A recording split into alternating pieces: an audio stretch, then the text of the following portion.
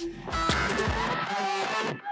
want to change tack a little bit, if you don't mind, Francis. Yeah. Just to go back to an issue that you briefly mentioned, which is mass immigration.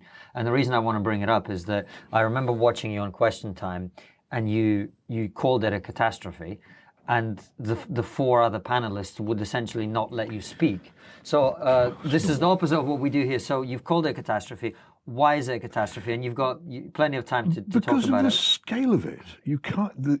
Immigration is good, generally, both for the people who do it and for the countries which accept it, provided that there's a chance to integrate. When I began in politics long ago, when I was a revolutionary socialist, the thing that we used to talk about was that we were really, really against was what we called racialism in those days. It was racial discrimination. It's distinct in an important way from the word racism that people use now. And one of the things that we very much called for was integration. And integration is perfectly possible.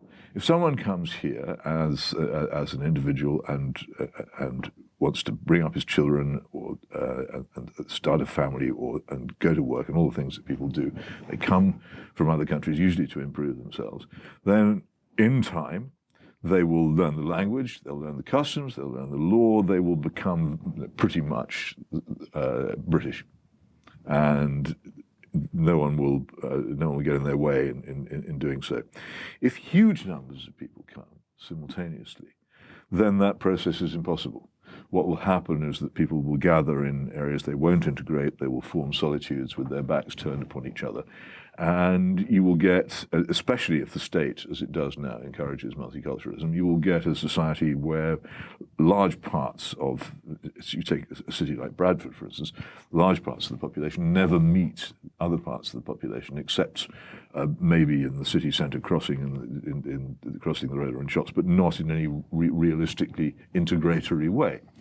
So mass immigration is damaging because it prevents integration. It's also damaging because few immigrants are rich.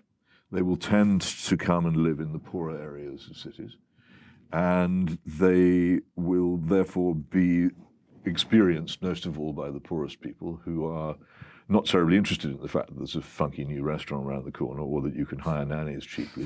What they see is, in some cases, competition for their jobs. And I've often thought, by the way, that if Polish and Romanian and Bulgarian and other migrants to this country could compete for the jobs of television commentators and Guardian leader writers, there would be a lot more concern about this country than there is. But they don't. It's not that. It's in other areas of society where it happens.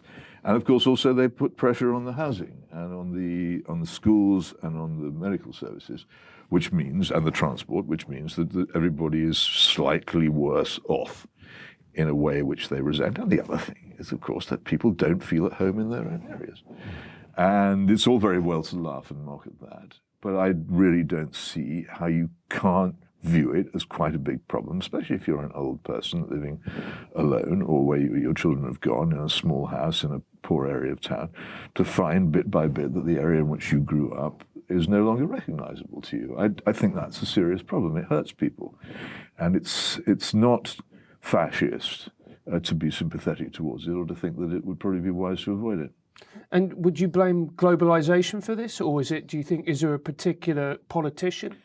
I think there are traces of a policy in the famous